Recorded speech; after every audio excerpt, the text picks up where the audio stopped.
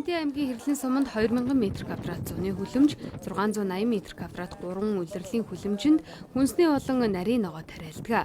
Мөн 28 га талбайд ногоон байгууламжийг нэмэгдүүлэхийн зэрэгцээ чицэрганы аж ахуй эрхэлдэг байна.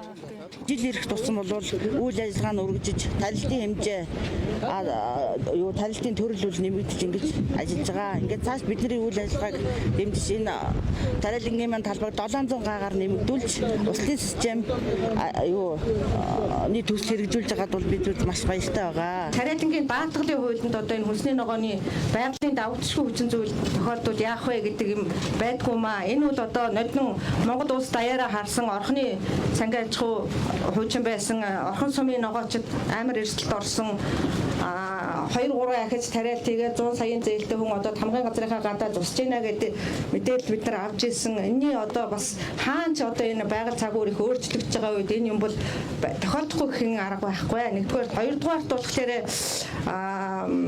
үнийн асуудал байдаг. Яг импортын ногоо ороод ирэхээр яг энэ гар ажиллагаатай ногоочдол юу яадаг шүү. Өөрийн өртгөөс нь бага борлуулалт хийдэг. Одоо нэг нь тавьсан юм чинь 50000 ч гэсэн 100000 ч гэсэн Улаанбаатарт ханш ямар вэ тэр хэмжээгээр нь тохиолдог.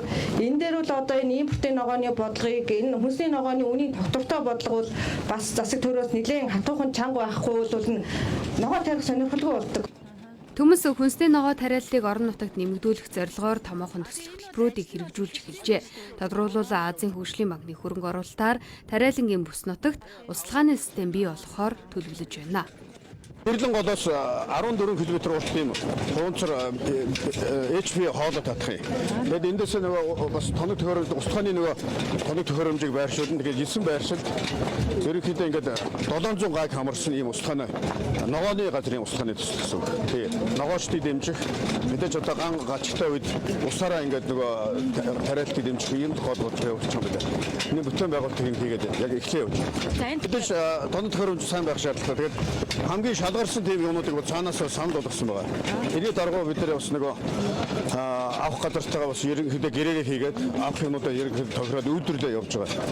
Тэгээд чанарын шалгалт мэдээж энэ бүтээн байгуулалт хийсний дараа энийг ашиглах процесс гэдэг бол бас маш асуудал. Энэ дэр бас тусдаа тийм сургалт явуулж юм бас орон нутгийнхандаа бас нэлээд тийм анхаарч ажиллах юм байна. Төслийнхаа зүгээс.